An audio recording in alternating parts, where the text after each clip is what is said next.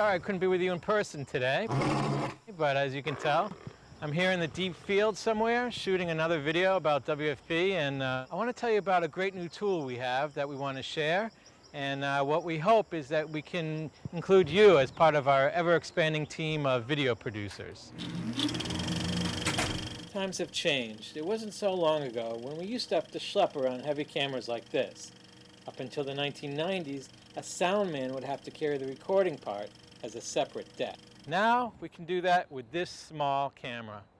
It's a lot easier, it's a lot cheaper, and it has almost the same quality as all that gear before. We can edit the pictures on a laptop computer instead of that big pile of equipment and transmit them over the internet. Here's the deal.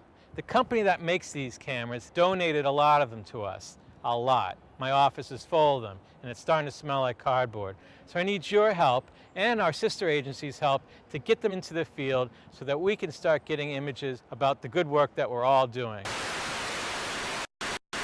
To turn on the camera, you just hit the button on the side. Then, to start recording, you hit the red button.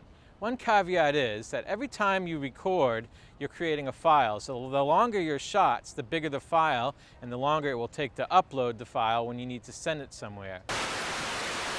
Here's what it looks like. It's not quite as good as a professional camera, but it's still pretty good. The first thing you need to know, though, isn't about the camera, but about you. You need to lose the tie. You need to get outside of your office, even if you're in the garden, in the street, anywhere. It shows the world that we're a field-based, action-packed organization. There's a few problems with the flip cam, and one of them is the audio. You can't hear me so well, can you? Well, that's because you need to be pretty close to the camera to hear what someone's saying. For background shots or just footage, it's fine. But when you're talking about audio, you need to be pretty close, or at least have a solid background behind you so the sound deflects into the camera. This is what happens when you're shooting with a light source behind you. Me, the subject, is all dark. So what you have to do, if there's something really light or there's a light source behind me, is turn so that the light is coming from behind you. You'll see there's a shadow on the ground. It's best if you aim the subject from where the shadow is. That way I am properly exposed, and you can see what I look like if you want. Pretty dizzy, huh? It's really important that with these cameras that you don't move the camera, you don't zoom, you let the action happen in the frame. Compose your shot as if it was a still photo, keeping still. Let whatever happens, happen inside the viewfinder. And then move in close, move in tight for cutaway shots.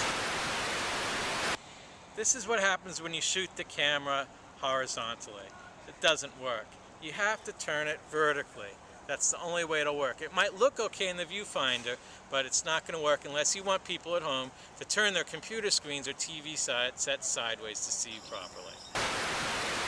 The only time that you should look directly into the lens is in a situation like this, whether when you're doing a social media statement that's coming from you, or the subject is addressing the audience directly. Most of the time, though, you'll need to be looking either slightly off camera, compose the frame so I'm either a little to the left or the right of the frame, looking as if someone was standing next to the cameraman asking questions. Now what? You just need to stick the extractable USB connector into your laptop. You should install the software that comes loaded on the camera, as it helps you to trim shots if need be. But the easiest thing to do is to navigate to the DCIM folder and then the 100 video folder to view and edit your files, or FTP them to wherever they need to go for editing. The USB also charges the camera, so don't let your laptop go to sleep when charging.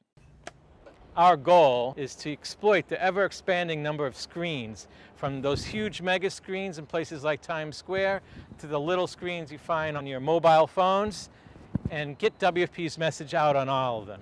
But to do that, we need your help, because you guys are in the field, you have the stories, and we can get them out there. So we're hoping you use these cameras to help us do that.